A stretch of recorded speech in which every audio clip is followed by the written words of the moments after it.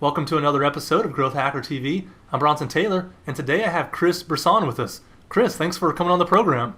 Thanks, man. I appreciate it. I've been a fan from the sidelines, seeing Growth Hacker TV, and like we were talking before, I think you're always trying to get me to buy the dang thing. So I am always trying to get you to buy it. you have all these strategies going. So I'm like, gosh, they're doing some really cool stuff. So I'm glad to be a part of it. That's awesome. That's how you make money. You get people to buy stuff. Some That's startups right. haven't figured that out yet.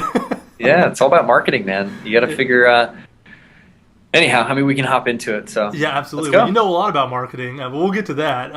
You're the CEO and co-founder of Automize and Call Loop. And speaking of marketing, you were recently named the Ultimate Marketer of the Year by Infusionsoft, which is pretty awesome. And we'll talk in a minute about why you got that title and what you actually did. But first, tell us a little bit about your company or companies, Automize and Call Loop, and then we'll dig into more details after that.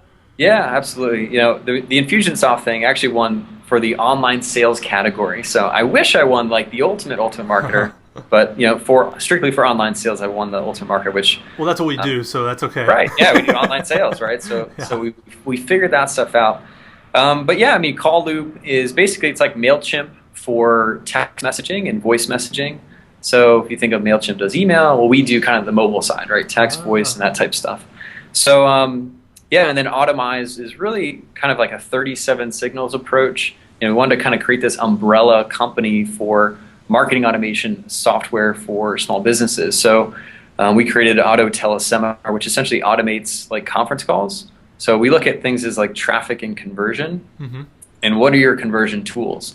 Well, you have webinars, you have teleseminars, you have video, you have sales letters, you have all these different things. And I always look at it's like, well, how can we automate that so we don't have to actually show up and do it? Uh-huh. Just a system that can sell for you. And that's where kind of Automize as a whole was born, and Call Loop is kind of like an optimization tool from a marketing standpoint, right? Using voice, text, email with Aweber or Infusionsoft, and the goal, I guess, with creating all that is creating an automated multi-channel like marketing or communication system. Mm-hmm. So I think today people are everywhere and they're distracted and they're not checking their email, or maybe you're not doing any direct mail, and so the goal is to kind of have multiple touch points with people: voice, text, email, direct mail, phone calls, Mm-hmm. postcards. Try and automate everything. So Yeah, you've used the word automation probably 5 times already, so I know that has to be near and dear to you. Why is automation so important? Why is manual broken?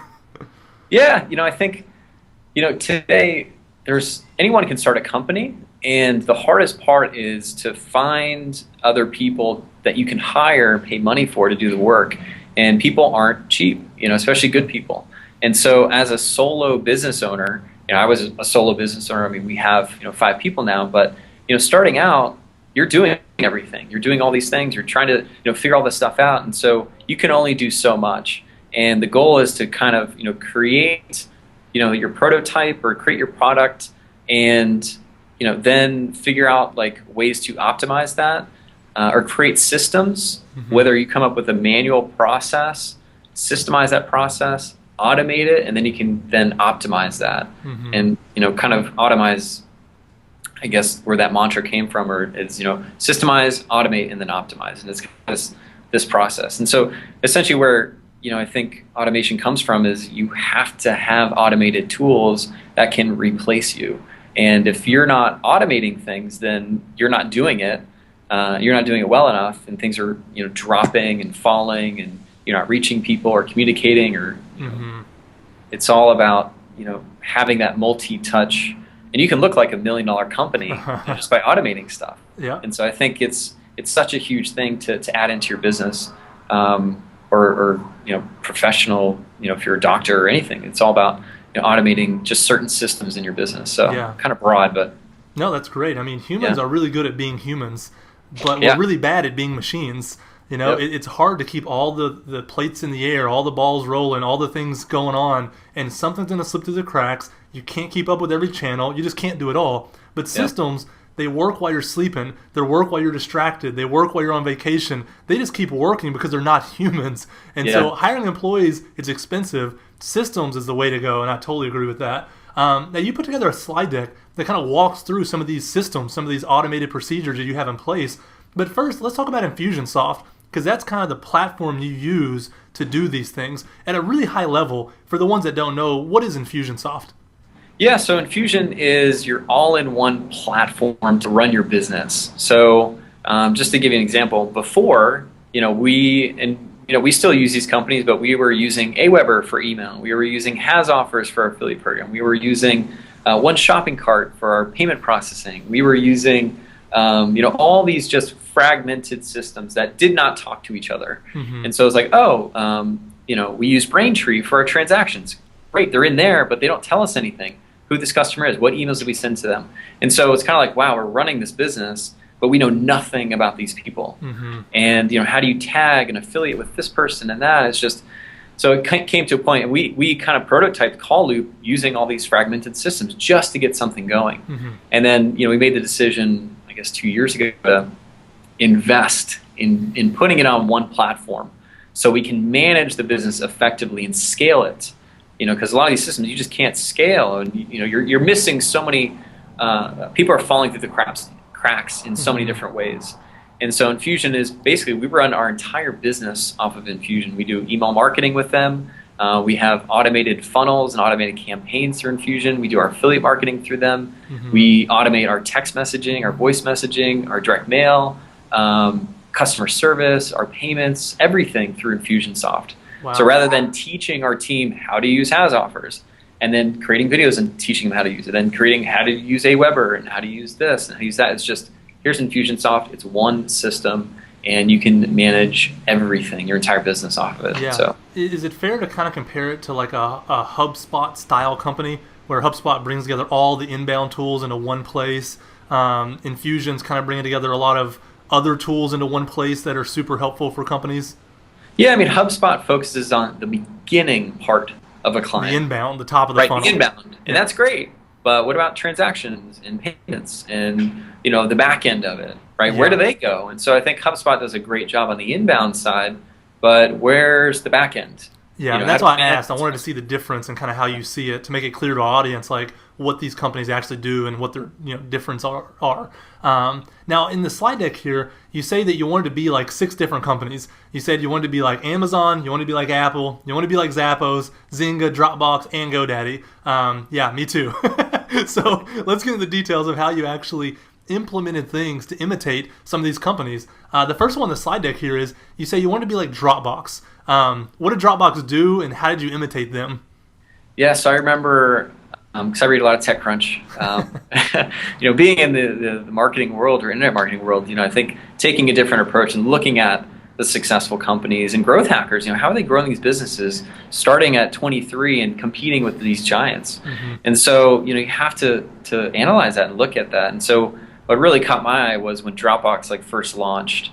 And I was barely in the tech scene, but really learning about it. And I remember hearing Drew Houston or Sean Ellis, I think is the guy's name. Yeah. And he talks about how Dropbox tried everything, right? They did pay-per-click, they did SEO, they tried, everything, and they realized that their acquisition cost, customer acquisition cost, was like $400. Wow. And it was expensive. I don't know the exact number, but it was expensive. When you're charging $10 a month, you don't have a business, right? You can't recoup that. Yeah, you can't your lifetime value is not that, probably. Right, exactly. And so, they were hitting these brick walls, and they couldn't compete with the larger companies that had, huge budgets for marketing that could spend $10 a click or $5 a click. Yeah. So they're like, we got to do something different. And so I remember reading on TechCrunch where Dropbox was growing like 25% month over month, which is huge. I mean, that's massive growth.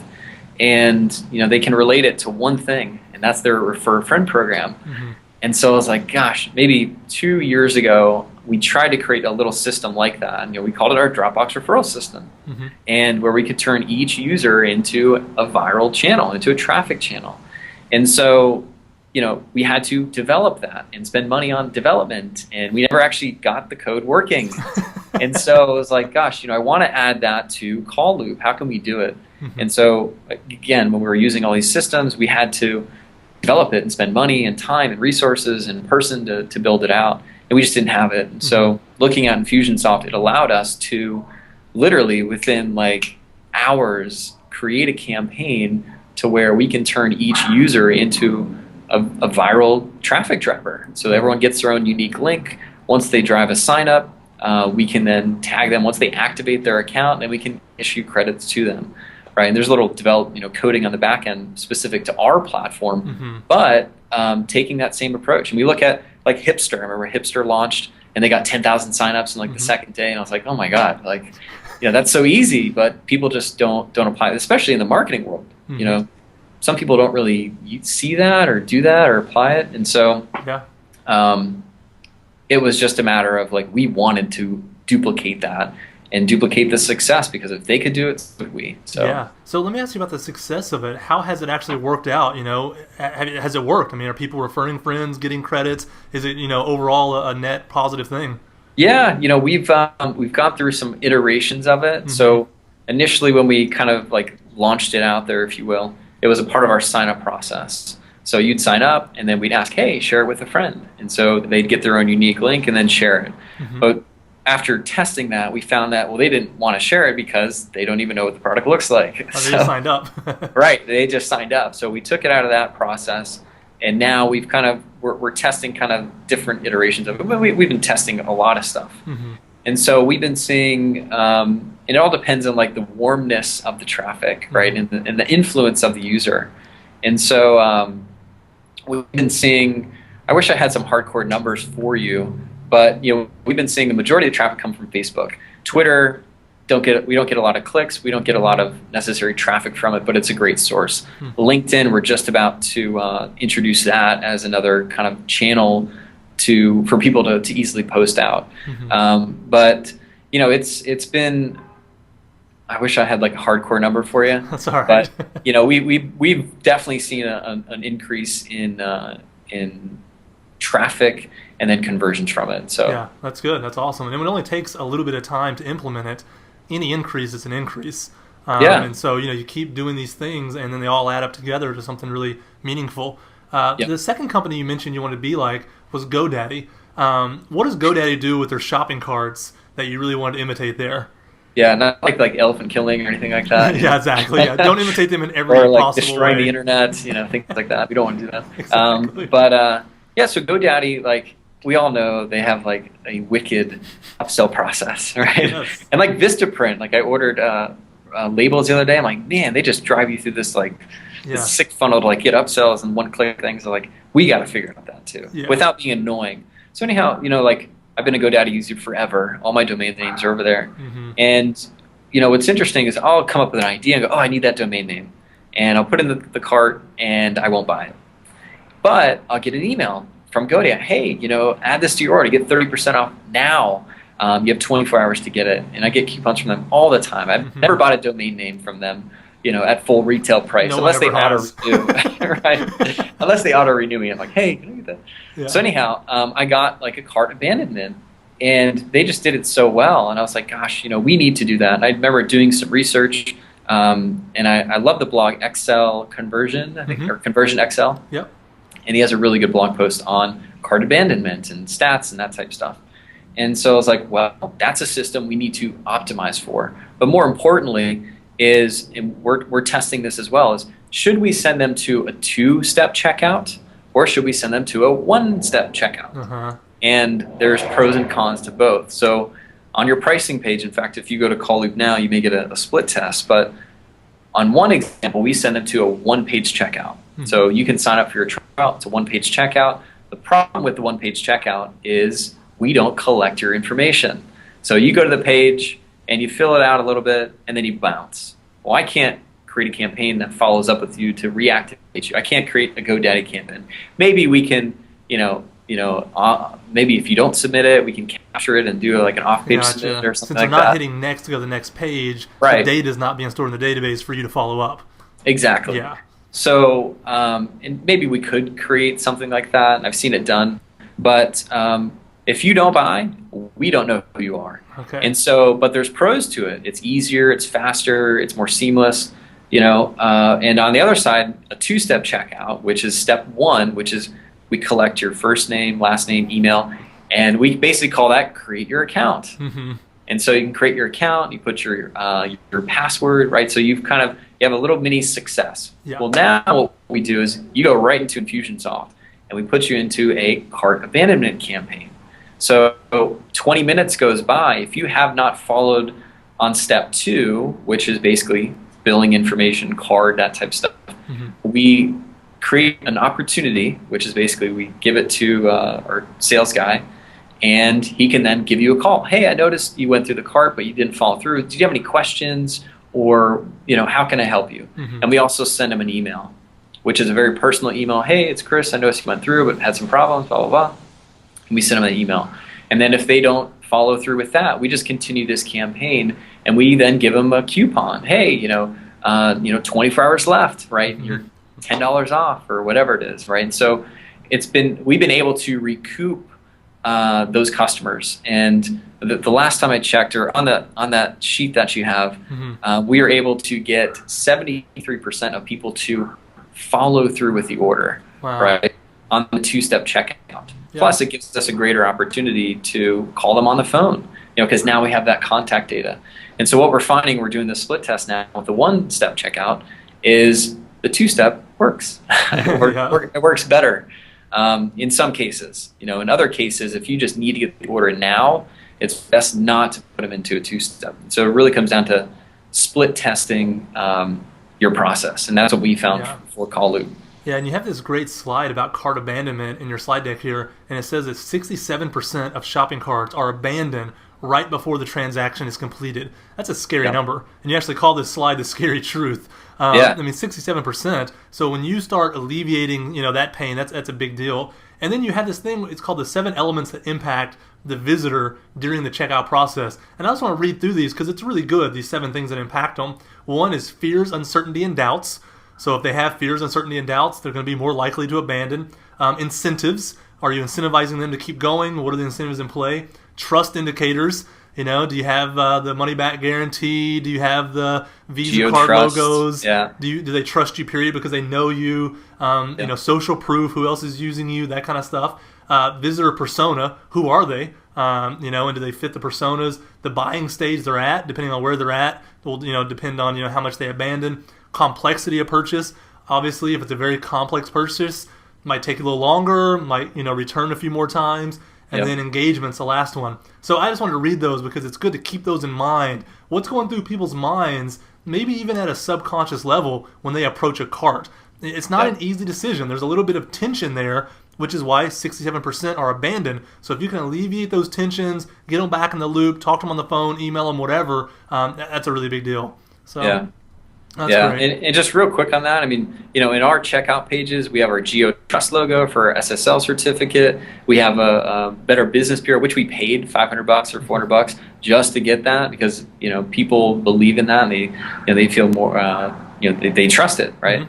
So adding these certain logos in there and that type of stuff, it really goes a long way. Even adding a phone number for people to call to place their order. We don't do a call loop, but I would see probably a bump in orders if that were to happen. You can't have too much social proof. That's what I tell people. You can't have too many, hey, but look what other people are doing. Look who else trusts us. Look how legit we are. Those things, just put them everywhere. Exactly. And the next company you said you wanted to be like was Amazon. So what does Amazon do that you wanted to imitate? Yeah, Amazon's one-click upsells, man. They're one-click orders, right? They actually have a patent on it. And I remember, when I was doing research for that slide was, I wonder how much that's actually worth to them, right? So, and it's in the slide there, but it's worth billions of dollars, right? Amazon, I don't know how much billions of dollars they generate, but chances are if they just got 5 or 10% off one-click purchases, that is billions of dollars to them. If they did not have it, they would be losing billions of dollars. And so, when you make the process easier, and you see it a lot more with apps these days. I remember going on Groupon and Moving Social, and they already have your card on file, one click, boom. And so we wanted to do that. This is pre-Stripe and all these other cards, and we wanted to do it with Braintree, which we did, but again, it was in Braintree's system. So it was a silo. So with Infusionsoft, we're able to do that. And so when people put their card on file and they want to order a keyword, they can, with one click, make a purchase. And that's great, right? They can add another card. They can, we want to make the process easy for them, but also easy for them to give us money, right? To buy our products and services. The less friction, the better. And so the other part of that is we have little bumps in the order. And one of the bumps we have is, we sell keywords for $10 a month. Getting $10 a month is great, but I'd rather get $97 today, right? So we have on the bump is, hey, get the annual subscription or buy the 12-month program for $8.08 a month, which breaks down to $97, right? Buy it for $97. And what we find is, we get 60% of people to take that. So rather than waiting for maybe 9 or 10 months for people to retain that keyword, and knowing that the retention is only 4 or 5 months, rather than getting $40 over 4 months, let's get $97 versus $100 today, rather than waiting 9 months to get it or 10 months to get it. So that has been huge for us, and it's just one little tick, and anybody can add that. And it's just finding these like points of opportunity, these like optimization points for increasing the value of a transaction, right? Of the things we've talked about today, is this one of the bigger ones in terms of how it's impacted your company? Yeah, absolutely. I think, there's, webinars, we'll get to that in a minute, but, it's again, upsell is the easiest thing that anybody can do. And, we're like kind of in our like optimization phase for figuring out like better ways to do call loop. And it's not perfect, but like one part is, hey, after you buy a keyword, well, boom, why not offer them a discount on purchasing credits? Right? They've already said yes to a keyword. Well, guess what? You need credits to really use the keyword. And more importantly, hey, here's a one-time offer that you can purchase keywords at, a 10 or 20% discount. Right? So upsells is just, it's found money. And when you put people through a funnel, it's about optimizing space, but optimizing like the value. So on our one-step checkout, we have that little bump, which is very easy. It's just a value-driven one. Hey, if you want to get the year, click here. So we can take that order from, let's say they sign up for $29 a month. If they get the year, well, boom, now we got $300, right? And then we can then provide a one-time offer on the next page, right? Without being annoying. Like there's a very elegant way to do this. Yeah, no, I'm looking at the slides. It doesn't look annoying at all. It looks like it's a part of a normal, legit checkout flow. Right. It's not like your traditional, multiple exit pops and all that annoying stuff. I mean, it can be a very beautiful, easy process. And maybe on the next page, then you can provide a one-time offer, which could be, maybe a training or something like that. And, it's funny. I've seen Neil Patel do this with Crazy Egg. And Neil, I remember meeting him at a blogging conference a couple years ago and talking about like just, different things. And he was new to like upsells and that type of stuff. But anyhow, it's interesting seeing just Crazy Egg do it, because they've kind of optimized that with conversion rate optimization and all sorts of stuff. So, yeah, I mean, it's the easiest thing to do, and I think anybody and everybody can do it. Bumps and upsells. Yeah, I mean, it's found money. The phrase, found money. That's what I'm going to say. That's that phrase you use that really describes what's going on. Do you think there's a psychological hang-up for startups to not ask for more money? Do they feel like, oh, we already got them on the hook for something, let's not bother them and ask for more? Do startups not necessarily understand that's when you can ask for more because they're in the buying mood? Well, I think developers, startups is traditionally like a development mindset, right? Like, startup is software and developers create software, not marketers. Yeah. And so, it takes a different approach to think about that. And, I think a lot of developers hate marketing, they hate selling, and you got to make money. And more importantly, if you can, help users get the value out of your product sooner, faster, and better, there's nothing wrong with that, right? And so it's just, again, you can do it in a very elegant way. And like I was on Zapier, and Wade's a friend of mine. And, when I was going through his process, we're a customer of his. And I was like, wow, that was just like such an easy thing. And, I found myself buying the yearly. And it's like, oh, okay. So it's just, it's easy. You don't need to be an annoying exit pop, multiple for upsell, annoyance. But you need to generate money. And again, I'd rather get $100 today than wait 10 months. Yeah, because in 10 months, like you said, because of churn, you may not ever see that money. Exactly. So I think it was Jason Cohen. He has an episode a few episodes back, and he says one of the ways to create a money-making machine is to have an annual pre-sale, annual plan, because that eliminates churn. Now you have them for 12 months. If your average customer lifetime is 8 months, you just made 4 months. You made 2 months if you gave 2 months off discount for it. I mean, however you cut it, it's better usually to get the money up front. And it's cash flow. You It's need cash flow. cash. Yeah, and this is especially important if you're not, a venture-backed business.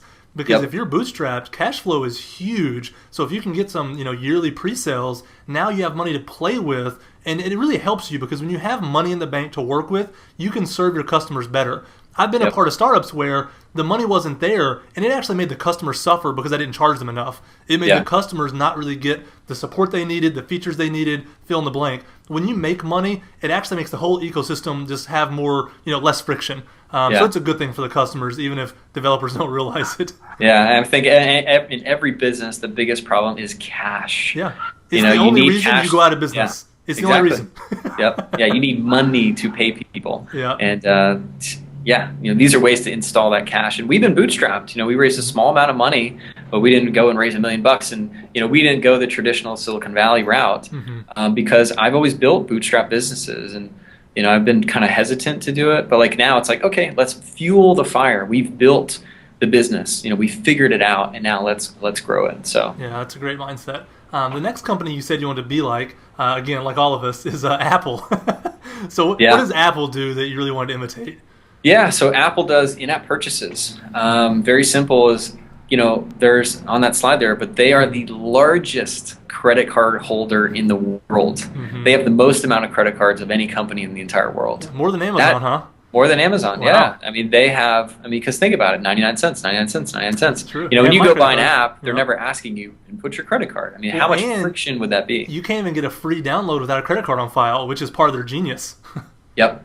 So in anything you do with an Apple, they've got your credit card. And anything is one click away. I mean, literally everything is just one click away. It doesn't feel like you're buying because it's already on file, right?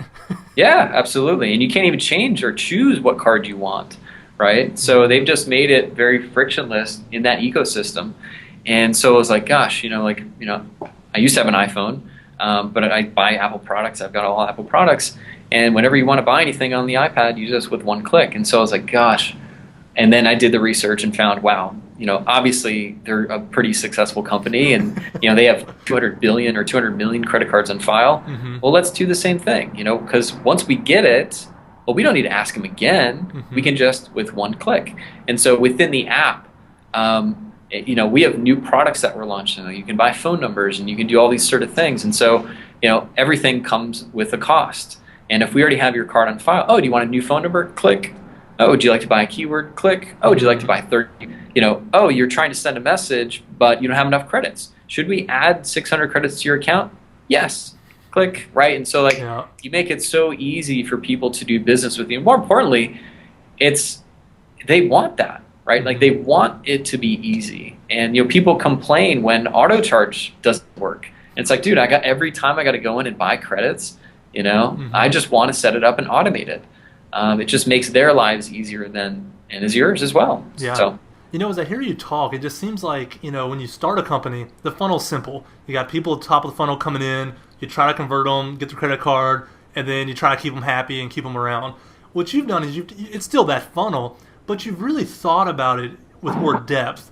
It's not just that simple. There's multiple ways to buy things. There's multiple ways into the funnel. There's multiple ways to make them happy. There's multiple ways to pull them back in if they abandon. It's just more nuanced. And I think that's really just a mark of just maturity. You've gotten beyond just, okay, we have a base product that works, that we can sell. Now we're actually making money with it. I just love hearing your philosophy. It's giving me ideas. Like right now, I have no in-app purchases. That's probably a mistake. I need to be thinking about that, Yeah. I already have the credit card on Stripe. I can easily have them hit a button and we charge it. Why and they do it best. Yeah. Yeah. So, I need to start putting some of these into play as well. So I like this conversation. The next thing you mentioned is being like Zappos. My guess is something to do with just wowing the customers with them, since that's what they do. Yeah, again, every one of these companies does something really well. And so how can you model it for your business? And so like Zappos, they are pretty damn good at customer support. Yeah. We could be a lot better. But one thing I wanted to do was initially when you became a customer, especially from an internet company, whoever sends you a letter or whoever writes a handwritten note card, And I remember there's a book written by a guy named Joe Girard. Yeah, the greatest salesman in the world, right? Absolutely. I read it. Great book. It's awesome. It's the basics right there. That's your funnel. Yeah. And so Joe Girard was the greatest salesman in the world. He was a car salesman of all the people. And I'm going to write an awesome article about it. What a used car salesman taught me about how to love your customers, right? So, which they don't often do. But essentially, he won the Guinness Book World Records for selling 13,001 cars, the most of anybody ever. And still today. In a year. Yeah. Was it in a year? Holy. It wasn't in some period that was short. He was selling about 250 cars a month. Okay. Which is insane. Yeah, it is.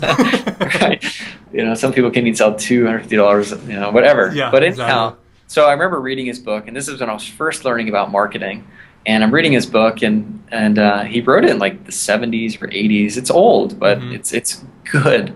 And one of the best concepts out of that was every month, without fail, he would send a handwritten note to every single customer. Not the new customers, but every single customer.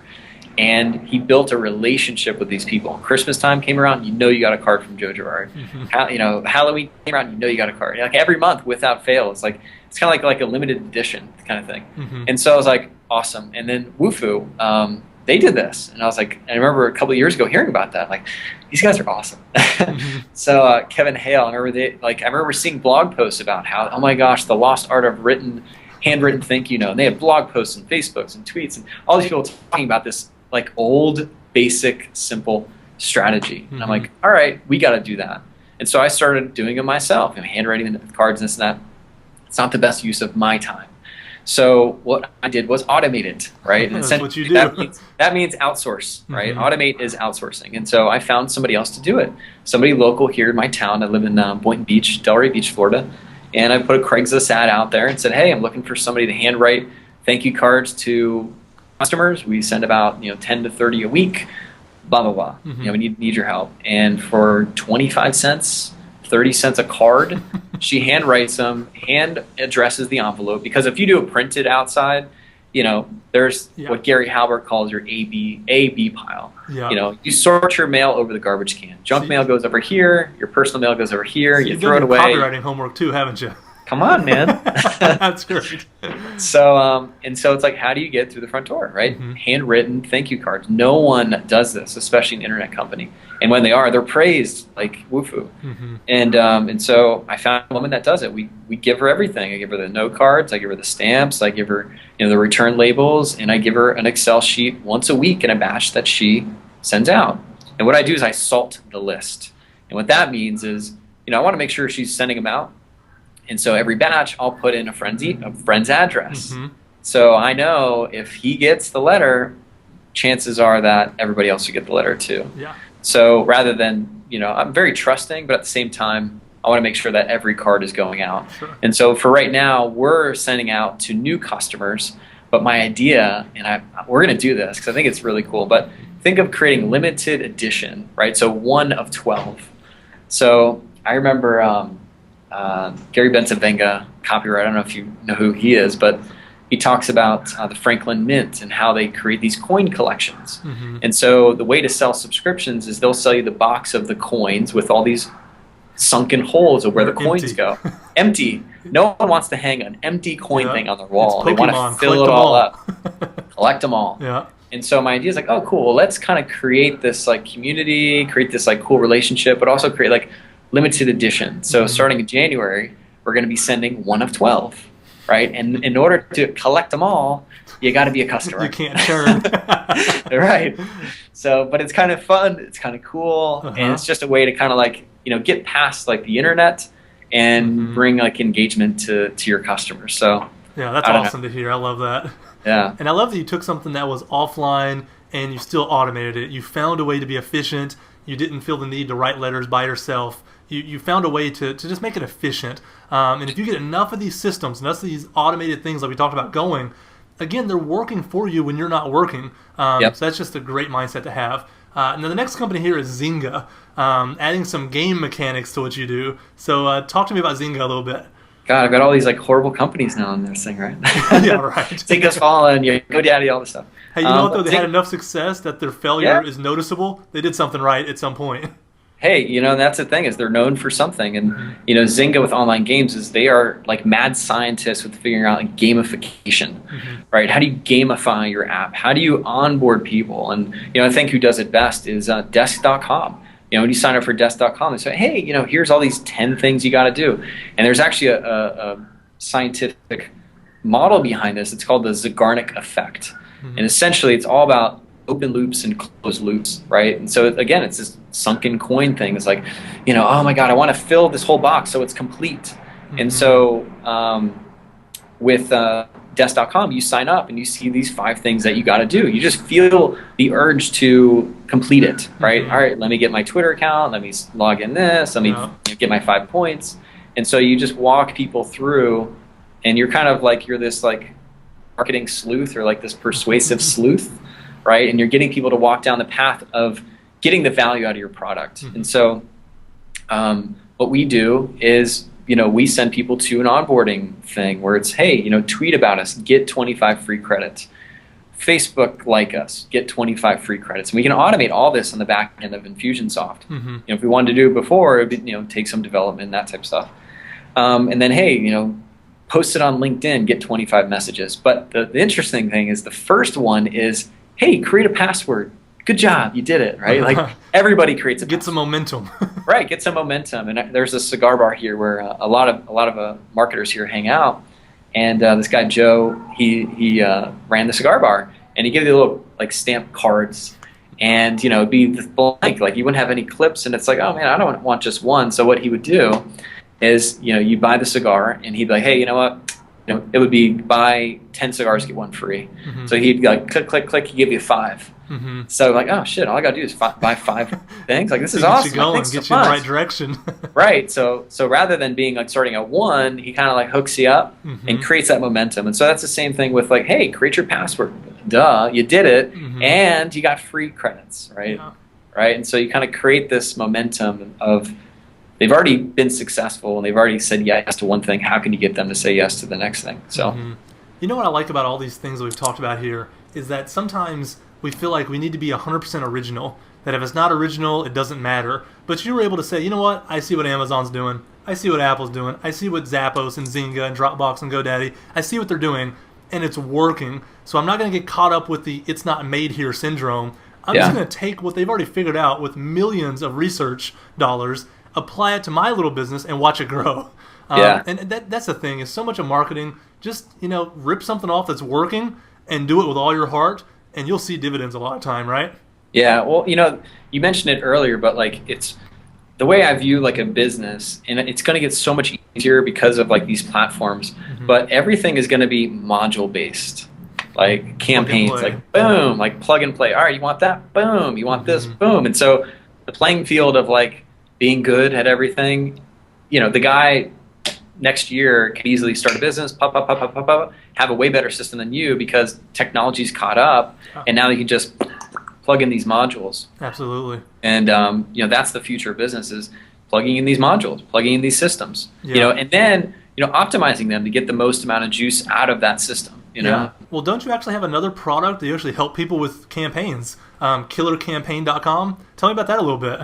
Well, since last year, the Infusionsoft award, I've had a lot of these campaigns, and one of them was a webinar campaign. Right, we're doing webinars, and we're doing them, initially wrong. Right, like most people, you send them to the GoToWebinar page, they get stuck in GoToWebinar's database. You got to export that list, clean it, import it into your system, have a follow up, blah blah blah. Uh-huh. And so, on that webinar campaign, I really kind of refined it. Like, how do you optimize? There's 3 stages to a webinar. You have the sign up, right? Getting people to sign up, getting the most amount of people to sign up. Most people drop the ball with getting attendance. They just rely on GoToWebinar's email system to magically have people show up. Mm-hmm. Well, we don't do that. Like, okay, we'll use GoToWebinar's emails, but also we want to provide our own emails that drive the people, that encourage them to show up with email, with text messages, right? Mm-hmm. With voice messages, using a multi-channel approach because people are busy and they just forget. And so we created a campaign to do that, automated, drive attendance. And then the back end, after they show up or don't show up, mm-hmm. or stayed to the end, which is a hot lead, or dropped off after 3 minutes, or didn't show up at all. Then send them a replay. And so I was like, how do we create this just like super optimized funnel for a webinar and automate that? And with Infusionsoft, we did that. So anyhow, that was one of the campaigns of that. But within winning the award last year, everyone's like, dude, these campaigns are awesome. I want them, right? So I was like, shoot, like great. Here comes another project. And so it was really just an outcry of people going, how can I get that? Can you teach me? How can I get this in my business? And it's kind of like rework. He says, sell your byproducts. Yeah. So I was like, oh, that's a byproduct. Let me turn this into, teaching people step by step on video how to actually create these campaigns in Infusionsoft. And so that's exactly what it is. And it's still kind of like a work in progress, just because my energy is not there.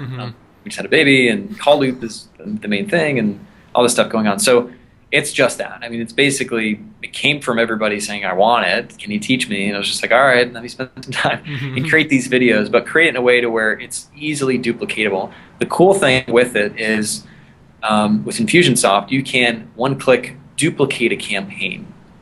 So we do joint venture webinars, and whenever we do a webinar with a joint venture partner, they want to be able to know that when you do a webinar, that they put them into your funnel, that your funnel is optimized. It's not just, hey, send an email and this and that, and hey, dude, what happened? 5 people showed up. We had 300 registered. And so we're able to put them into a fine-tuned system with one click and go, pop, okay, you want to do a webinar? Awesome. It's going through this badass funnel, and we're optimizing and driving as many people as possible to the webinar, and post-webinar, we're driving as much sales as we can for you as an affiliate, as a joint venture partner. And we can do that with one click.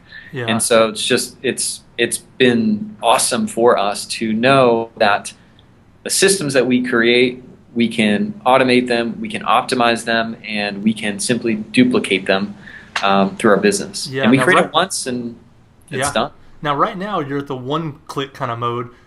Initially, when you wanted to transition into Infusion, how hard was that? Are we talking a month of solid work? Are we talking 6 months? Because people watching this are probably wondering the same thing if they're considering doing something like that. What's the initial investment there? Yeah, I think when I first got started, like this is pre what they call a campaign builder, and the campaign builder is drag, drop, create campaign, and they have basically a push like button campaign builder. Like the campaigns we built, soon you're gonna have the ability to literally with one click build out like the whole webinar system. Which is awesome. Again, that's a whole level the playing field thing. And for those of you that are trying to figure it out, right? Like you can just one click have it. So what I believe is if you really want to create a kick butt business and have control of it, and knowing how your business works, you have to invest the time. It's just like marketing, right? You can't just hire a marketing guy and expect him to know everything about the business, how to sell it, how to market it, and you really need to understand it. Now, again, software may be a little bit different. You need to focus on just scale and the system with that. But marketing in general, or growth hacks, right? Like that's what this is all about. Where marketing is superfluous. You don't have to do a lot of marketing. But I think with Infusionsoft, I dove in. I wanted to learn it because I didn't want to leave my business up to somebody else to figure out. They're not going to be as passionate as I am to make it work. And so, I invested time, and learned it and studied it and, tried campaigns and did certain things and just understood how the system works. Now, I understand it like the back of my hand. And, people come to me, how do I, that's easy, you can do that, right? And well, how long did it take you to get there? Give us some kind of idea. Because you're good at it now, but at some point you weren't. So what kind of process? How long was that? Probably within about 3 months, you can get very efficient with it. That's not bad. All right. No. Yeah. It's not like learning, coding is hard. It's not like that. Now they've made it so easy where you can drag, drop, build campaigns, but it takes a logical mind to think about. It's really if-then statements. If they click this link, do this. If they don't do it, do this, right? So if you have a logical, development mind, it will come very easy to you, rather than if you can't think programmatically, maybe a little bit of hurdle, but you can get past that, right? So if you have a tech understanding, it's awesome. You know, I love the way you just said that because it sums up so much of what I spend my time doing. Every morning, I call our developers. They're long distance, so we don't work in the same office. I call them, and we literally talk for 20 minutes about if-then statements. If somebody does this, I want them to do that. If they do this, I want this. If that, that's all we do for the first part of almost every day. And I think I never really thought about it, but that's what I do. I direct if-then statements to developers. That's how I growth hack. Yeah. And they work.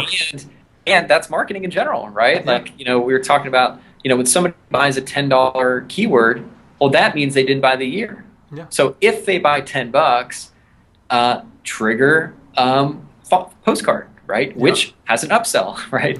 Yeah. So it's really like, it's just a matter of figuring, what if they do this, then do that. If they don't do that, do this. We run, I don't know if you know Jermaine Griggs, but you got to have him on growthhacker.tv. He's the one I learned a lot about, a lot of the stuff from Infusionsoft.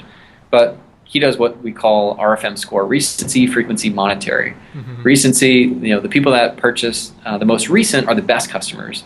Then if they purchase even frequent, then they're even a better customer. Mm-hmm. And then if they purchase more money, they're the best customer, mm-hmm. right? And so we can run automated campaigns based on a score that a user has. Wow. So, hey, if you were, what they call 555, which is the best customer, and you drop to what's called a 444, which means your recency went below 30 days, trigger an automated sequence. Or trigger out to our sales guy, hey, what's up, man? I noticed, you're not on your typical schedule. Mm-hmm. What's happened or what's going on? And so there's so much you can do with the ability of just having good data, and you can automate. It's if-thens. I mean, that's business today. Yeah, that's awesome. Here's my challenge to everybody listening and watching this.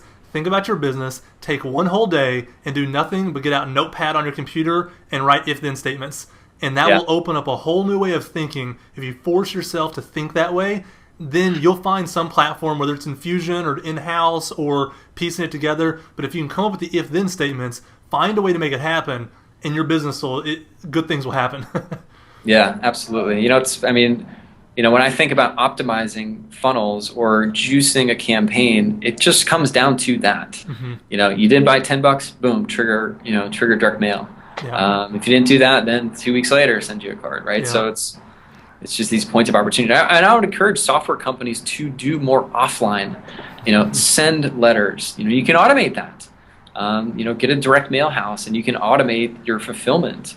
Yeah. AWeber, I know when you sign up for AWeber, they give you a letter in the mail, mm-hmm. And that's pretty cool. They don't do, very rarely do you ever get anything from them after that, but, no one does that. It's another touch point that other software companies don't have. Chris, this has been awesome. I have one last question for you.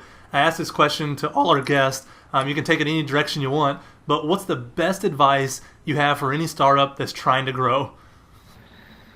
You got to have, a lot of these things that we're talking about is like post you figured it out, right? Or post you have a good product, right? So the first thing is creating your first initial prototype and selling it. My buddy Clay Collins at Lead Pages, like, gosh, I give him so much credit because, he didn't wait until it was perfect. He sold the hell out of that thing, and they're doing, I don't know, $300,000 a month, or probably more than that now. They raised $5 million, but Clay is he's a machine with just promoting and pushing. And, I would follow Clay because